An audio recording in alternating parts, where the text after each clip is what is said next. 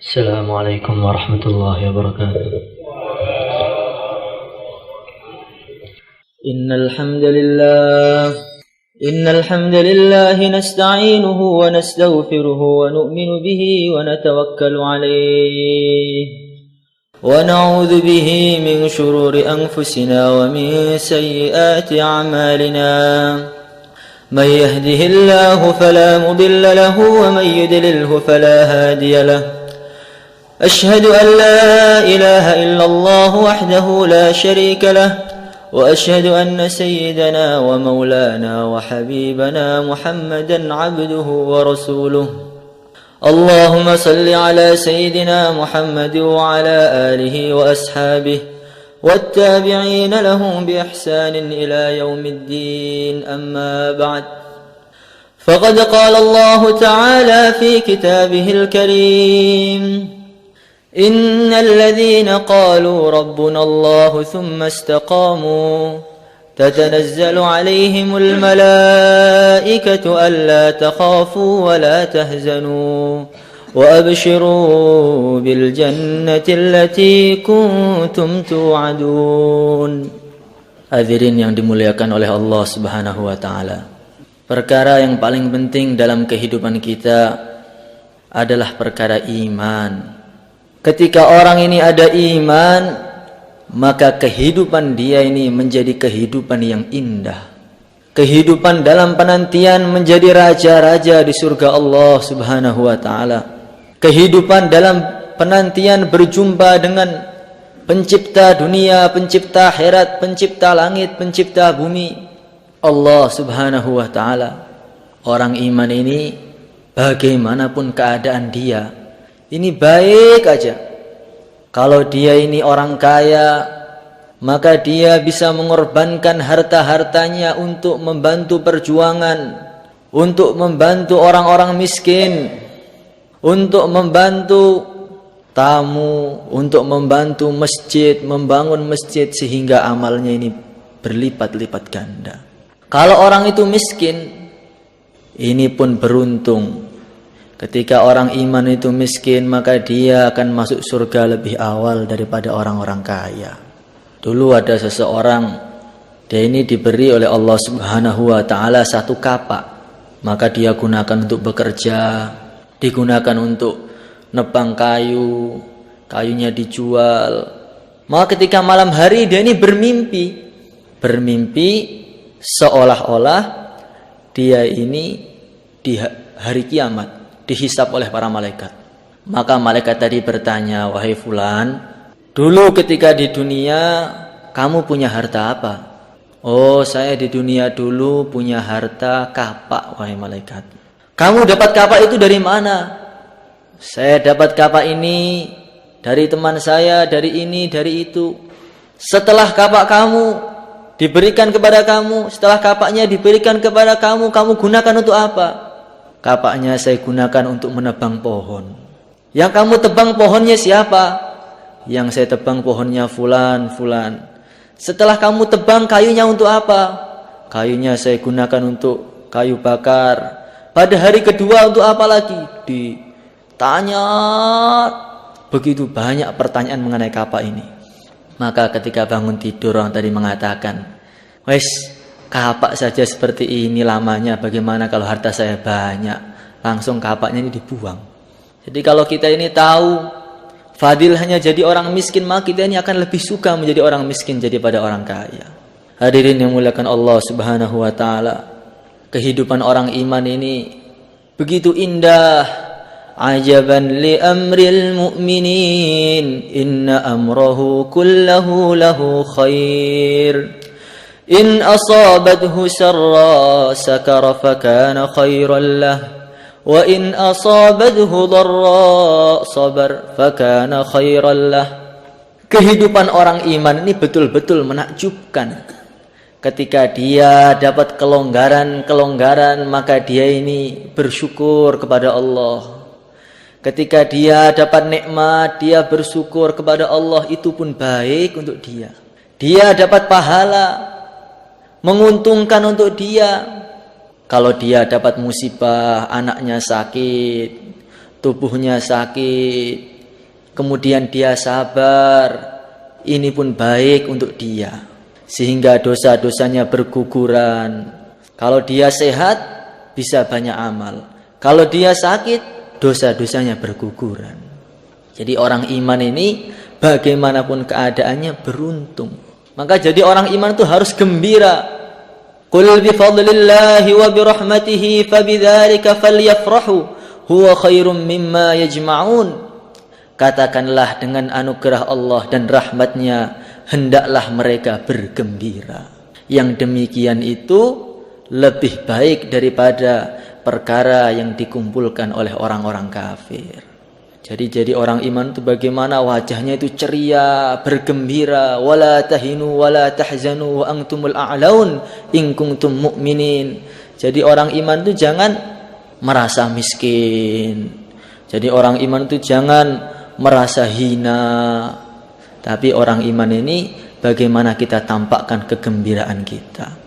Hadirin yang dimuliakan oleh Allah Subhanahu wa taala. Ini baru di dunia, belum di akhirat. Nanti di akhirat, wasiqal ladzina ittaqaw rabbahum ilal jannati zumara hatta idza ja'uha wa futihat abwabuha wa qala lahum khazanatuha salamun alaikum tibtum fadkhuluha khalidin. Nanti pada hari kiamat, hari pengumuman ujian, maka akan dipanggil satu persatu. Fulan bin Fulan telah sukses dalam ujiannya dan tidak akan hina selama-lamanya. Fulan bin Fulan telah berhasil dalam ujiannya dan tidak akan gagal selama-lamanya. Fulan bin Fulan telah berhasil, telah sukses dan tidak akan hina selama-lamanya. Itulah hari yang begitu menggentingkan. Kalau ketika itu diputuskan untuk sukses, maka akan sukses selama-lamanya. Kalau ketika itu diputuskan untuk gagal, naudzubillahi min dzalik, maka akan gagal selama-lamanya. Nanti kematian Allah Subhanahu wa taala akan panggil.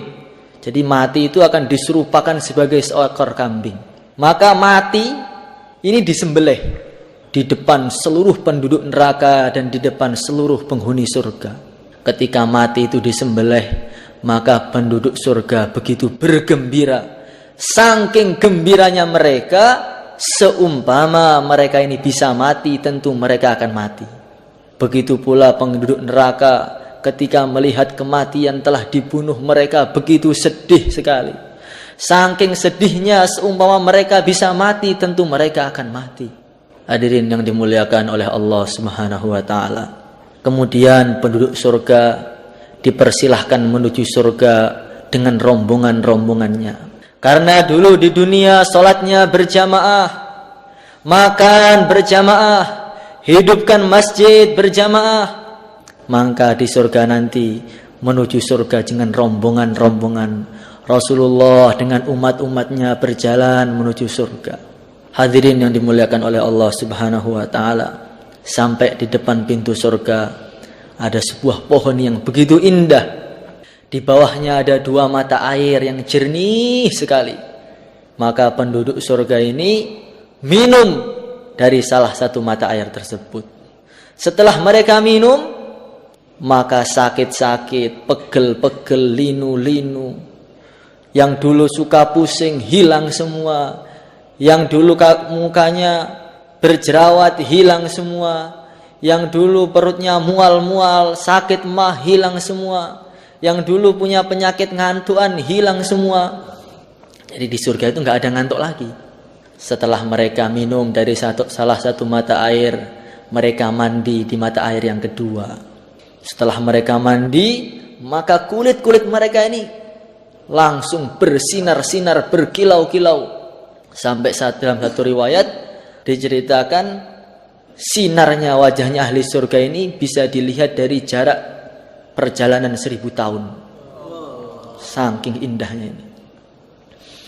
Rambutnya begitu basah seakan-akan diminyai. Maka mereka menuju pintu surga, ternyata pintunya telah dibuka. Malaikat-malaikat telah menunggu, mereka mengatakan, Salamun alaikum tibtum. Selamat buat kalian. Tibtum, kalian semua telah sukses. Inilah kesuksesan yang sebenarnya. Dulu ketika orang-orang tidur, kalian bangun untuk sholat tahajud. Ketika orang-orang memikirkan nafsi, nafsi, nafsi, kamu memikirkan ummati, ummati, ummati. Ketika orang tertawa, terbahak-bahak, kalian menangis. Ketika orang dalam keadaan kenyang, kalian puasa. Sekarang ketika orang-orang sedih, kalian akan bergembira. Fadkhuluha khalidin. Silahkan Tuhan, masuklah surga selama-lamanya. Ini selama-lamanya itu bagaimana? Tidak bisa dibayangkan kenikmatan yang selama-lamanya. Kemudian sampai di surga mereka itu penasaran. Ini pondasinya surga itu kayak apa sih? Kemudian mereka lihat pondasinya surga ternyata terbuat dari batu yang warnanya hijau, yang warnanya merah, warnanya kuning, yang begitu terang benderang. Kemudian mereka melihat atapnya surga, ternyata atapnya ini seperti kilat. Saking berkilaunya, seumpama mata mereka tidak diberi kekuatan oleh Allah, niscaya matanya akan buta ketika itu. Maka wildan-wildan ini saking gembiranya, pegawai-pegawai surga, pelayan-pelayan surga ini langsung mengitari ahli surga. Dibengi, dijemput saking gembiranya ini. Kemudian mereka lapor kepada Ratu Bidadari. Wahai Tuan Ratu, itu suami Tuan sudah datang. Suami saya yang mana? Itu loh yang dulu keluar fisabilillah 4 bulan 40 hari itu loh. Orang Ngawi itu ya? Iya, sudah datang di belakang ini. Maka langsung bidadarinya berdiri dengan gembiranya menjemput suaminya. Istana yang terbuat dari mutiara. Setiap istana ada 70 rumah. Setiap rumah ada 70 kamar. Setiap kamar ada 70 dipan. Setiap dipan ada 70 kasur. Setiap kasur ada 1 bidadari. Masya Allah. Nanti ada, setiap rumah ada 70 macam hidangan. Setiap hidangan ada 70 macam makanan. Telah disediakan semua untuk ahli surga. Inilah kegembiraan yang sebenarnya. Nanti ahli surga akan diberikan nikmat yang lebih besar lagi, yaitu nikmat berjumpa dengan Allah Subhanahu wa taala. Wujuhu yawma idzin nadhirah ila rabbiha nadhirah. Ketika ahli surga melihat Allah Subhanahu wa taala, maka kenikmatan surga yang begitu indah ini hilang semua. Saking indahnya Allah Subhanahu wa taala yang tidak bisa dibayangkan lagi keindahannya. Tidak bisa ditanya bagaimana, tidak bisa ditanya bagaimana. Inilah kesuksesan yang sebenarnya. Ini adalah hasil dari iman. Maka bagaimana perkara iman ini kita ulang-ulang, kita bicarakan supaya apa? Supaya iman ini bisa kokoh dalam hati kita sehingga tidak goncang-goncang lagi. Karena setan ini selalu berusaha mati-matian untuk menghilangkan imannya manusia ini. Ketika orang itu masih kafir, maka setan datang, jangan masuk Islam. Nanti orang Islam itu banyak aturannya. Kamu disuruh puasa, suruh keluar fisabilillah, suruh zakat, suruh ini, suruh itu. Gak usah masuk Islam. Jadi orang kafir aja enak. Kalau orangnya masih nekat, setan datang lagi. Islam tidak apa-apa, tapi jangan amal. Yang penting KTP-nya Islam udah lumayan. Ketika orang tuh nekat, pokoknya saya akan amal. Nanti setan datang lagi. Amal gak apa-apa, tapi jangan dakwah. Untuk kamu sendiri saja, yang lain gak usah difikirkan. Yang lain itu bagian saya itu. Gak usah kamu mikirkan masjid sebelah, gak usah kamu mikirkan kampung sebelah. Untuk apa? Itu bagian saya itu. Itu garapan saya itu. Kata setan ini. Kalau orang nekat, pokoknya saya akan amal, akan dakwah. Syaitan pun belum menyerah. Datang lagi, dakwah tidak apa-apa, tapi jangan ikhlas. Gak usah ikhlas, dakwah biar kamu terkenal, dakwah biar dapat nusroh, dakwah biar ini, dakwah biar itu. Setelah orang itu nekat ikhlas, setan datang lagi, ikhlas nggak apa-apa, jangan istiqomah. Kadang-kadang ke markas, kadang-kadang enggak. Kalau sedang longgar, ya khidmat markas. Kalau enggak longgar, ya bagaimana lagi? Kalau sedang longgar, keluar nisab 3 hari terjaga. Kalau nggak longgar, ya bagaimana lagi, darurat loh. Ini kan terpaksa. Ketika orang nekat, pokoknya saya istiqomah, bagaimanapun keadaan saya tetap akan jaga nisab saya. Setelah orang itu istiqomah, setan pun belum menyerah lagi. Datang lagi, istiqomah juga nggak apa-apa, tapi kamu bertengkar dengan temanmu. Nanti disuruh tengkar dengan satu mahala, suruh tengkar dengan satu halaka. Terus setan ini nggak akan henti-hentinya mengganggu manusia sampai manusia ini menginjakkan kakinya di surga nanti. Maka Imam Ahmad ketika beliau mau meninggal, setan ini datang kepada Imam Ahmad, wahai Imam, kamu telah berhasil lolos dari godaan saya. Maka Imam Ahmad mengatakan, belum. Siapa bilang berhasil? Pokoknya sebelum kaki saya ini menginjak ke surga, saya belum merasa berhasil. Jadi syaitan ini tidak akan putus asa mengganggu siapapun. Sampai syaitan ini tidak putus asa mengganggu para nabi. Maka Nabiullah Yahya alaihi wassalatu wassalam, beliau berdoa, ya Allah, jadikanlah setan ini berkata jujur kepada saya, ya Allah. Jadikanlah setan ini berkata jujur kepada saya. Saya ingin tanya dengan setan ini. Akhirnya setan itu datang kepada Nabiullah Yahya. Ditanya oleh Nabi Yahya, orang yang paling kamu benci siapa? Orang yang paling saya benci yaitu para nabi dan para rasul. Kalau sekarang siapa? Kalau sekarang ya engkau ya Nabi Allah. Engkau pernah berhasil goda saya apa enggak? Kalau goda enggak pernah berhasil, kecuali sekali. Nabi ini kan maksum, enggak mungkin maksiat. Sekali. Dulu ketika engkau makan, saya goda, makan yang banyak, makan yang banyak, makan yang banyak. Ketika itu engkau makan yang banyak, sehingga engkau tidurnya nyenyak, sehingga tidak sholat tahajud. Maka Nabi Yahya mengatakan, mulai sekarang saya enggak akan makan kenyang selama-lamanya. Maka setan mengatakan, mulai sekarang juga saya enggak akan cerita lagi kepada engkau. Hadirin dimuliakan Allah Subhanahu wa taala. Jadi syaitan ini terus datang kepada kita. Kita mau sholat diganggu, mau dakwah diganggu, terus ditakut-takuti.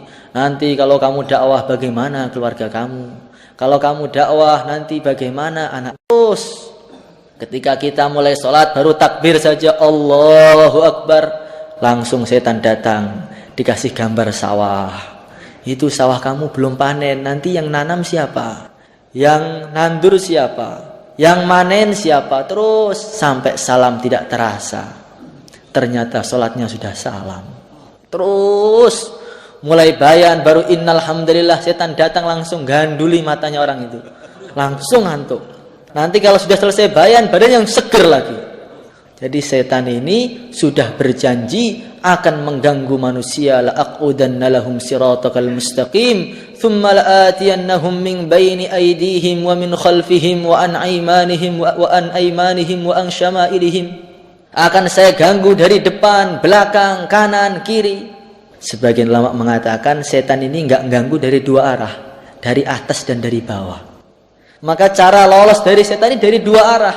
Yang pertama ta'alluq kita kepada Allah, yang kedua dengan tawadhu. Jadi kalau orang itu tawadhu dan selalu bergantung kepada Allah Subhanahu wa taala, ini setan ini mulai kewalahan. Hadirin dimuliakan Allah Subhanahu wa taala, maka pembicaraan iman ini kita ulang lagi dan lagi, kita bicarakan lagi dan lagi. Bagaimana ini menjadi pembicaraan pokok kita. Sekarang di mana-mana orang berbicara tentang makanan, minuman. Ini makanan ini enak, makanan ini tidak enak. Restoran ini enak, warung ini enak. Itu pecelnya, masya Allah. Campur kopi, campur rokoknya. Jadi di mana-mana ini bicara makanan, makanan, makanan, sehingga makanan ini itu menancap dalam hati dia. Ketika keyakinan tentang makanan itu sudah menancap, bagaimana? Maka dia punya keyakinan kalau ada makan, saya sukses. Saya tenang, tapi kalau nggak ada makanan, saya celaka. Akhirnya siang dan malam berusaha habis-habisan untuk mencari makan. Ke kantor dari pagi sampai sore, anaknya sakit, tetap ke kantor. Ke sawah 70 tahun, 50 tahun ke sawah sampai budungnya itu melengkung. Panas, dingin, semakin enak. Kalau nggak ke sawah, badan malah sakit semua. Nggak ke sawah 3 hari saja, itu badan sudah sakit semua. Kalau dulu para sahabat, kalau nggak sholat badannya sakit. Kalau kita, kalau nggak kerja badannya sakit. Ini karena apa? Karena pembicaraan tentang sawah itu diulang dan diulang sehingga menancap dalam hati kita. Maka dalam setiap gerak-gerik kita, ketemu orang, ini kita ulang lagi mengenai keagungan Allah. Kita ulang lagi mengenai keagungan Allah. Karena fitrahnya manusia ini, manusia itu mudah lupa. Kalau dalam majelis-majelis bayan, seakan-akan surga dan neraka ini tampak depan mata. Tapi nanti kalau sudah pulang, seakan-akan tidak akan pernah mati selama-lamanya. Begitu bersemangat mencari dunia ini. Angan-angannya jauh ke depan. Hadirin mulakan Allah Subhanahu wa taala. Orang sekarang di mana-mana berbicara tentang kesehatan. Sehingga kalau ditanya bagaimana keadaan, Pak? Alhamdulillah sehat-sehat. Yang dibicarakan adalah kesehatan dan kesehatan. Sehingga kesehatan ini menancap dalam hati mereka. Tapi kalau dulu para sahabat tidak. Ditanya oleh Nabi, wahai sahabatku, bagaimana keadaan kamu pagi ini? Ya Rasulullah, saya pagi-pagi dalam keadaan iman saya betul-betul mantap ya Rasulullah. Ketika ditanya keadaannya, yang dijawab imannya bagaimana? Maka Nabi mengatakan setiap perkara itu ada buktinya. Apa bukti iman kamu? Azifat nafsi yanid dunia. Hari ini ya Rasulullah, saya ini sudah tidak tertarik lagi dengan dunia ya Rasulullah. Lihat dunia gak pengen belas ya Rasulullah. Dulu saya itu melihat uang itu mata saya jadi biru. Sekarang lihat uang itu mau muntah ya Rasulullah.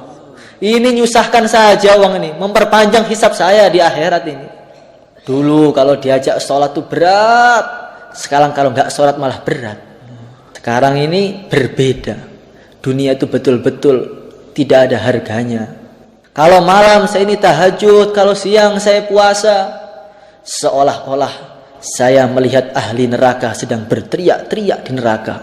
Mereka sedang disetelika, sedang digunting mulutnya, sedang dicongkel matanya. Masya Allah. Seolah-olah ahli surga sedang berziarah satu dengan yang lain. Dari surga yang satu ke surga yang lain, antar mahalah ziarah. Karena dulu di dunia sering ziarah, nanti di surga ziarah juga. Nanti ziarah kepada para nabi. Ayo kita ziarah kepada Nabi Allah Nuh alaihi wassalatu wassalam. Cari cerita bagaimana dulu beliau dakwah kok bisa kuat tuh bagaimana. Wahai Nabi Nuh, kenapa dulu kok dakwah kok bisa 950 tahun tuh resepnya apa? Saya 3 hari saja seakan-akan 300 tahun. Tapi engkau dakwah siang dan malam, gak ada yang menerima, kok bisa nekat tuh bagaimana? Nanti kita datang ke Nabi Musa. Dulu, wahai Nabi Allah Musa, dulu engkau menghadapi Fir'aun yang kurang ajar itu loh. Kok bisa sabar, itu resepnya apa? Nanti cerita putar-putar ketemu yang mulia baginda Nabi Muhammad sallallahu alaihi wasallam. Kita akan bertanya kepada Rasulullah, ya Rasulullah, engkau kalau malam bisa nangis sampai jenggot engkau basah, pipi engkau basah, baju engkau basah, sampai lantai engkau basah, mikirkan kami itu kenapa ya Rasulullah? Nanti akan berziarah bertemu Nabi satu dengan Nabi yang lain, bertemu dengan ulama-ulama, bertemu dengan Syekh Ilyas, Syekh Yusuf. Nanti ketemu Syekh Ilyas, dimarahin Mas Ilyas, kamu nisab gak sempurna masuk surga juga ya? Alhamdulillah Syekh, walaupun gak sempurna tapi saya ikhlas dulu itu. Hadirin mulakan Allah Subhanahu wa taala. Sahabat yang lain ditanya oleh Nabi, bagaimana keadaanmu hari ini? Alhamdulillah ya Rasulullah, iman saya betul-betul mantap ya Rasulullah. Apa buktinya? Saya ini kalau di pagi hari tidak merasa bisa hidup sampai sore. Kalau saya ini di sore hari tidak merasa bisa hidup sampai pagi. Kalau saya melangkahkan kaki kanan saya tidak merasa bisa melangkahkan kaki kiri saya. Bahkan kalau saya ini berkedip, saya tidak merasa bisa membuka mata saya. Jadi sahabat ini betul-betul punya keyakinan semua itu milik Allah. Kehidupan ini milik Allah. Kalau Allah cabut sebentar saja, saya ini mampus. Tapi kalau kita bagaimana? Kalau kita ini seakan-akan dunia seisinya itu milik saya sendiri. Ini rumah saya, Ini anak saya, istri saya, motor saya. Nanti 10 tahun lagi saya akan bangun rumah. 50 tahun lagi setelah pensiun nanti saya akan ini, saya akan itu. Begitu panjang angan-angannya ini. Seakan-akan yang memegang takdir itu kita sendiri. Maka harus kita ulang lagi. Di samping diulang-ulang, kita ini harus ada pengorbanan. Orang itu kalau sudah pengorbanan akan timbul cinta. Kalau sudah timbul cinta akan timbul pengorbanan. Pengorbanan menimbulkan cinta, cinta menimbulkan pengorbanan.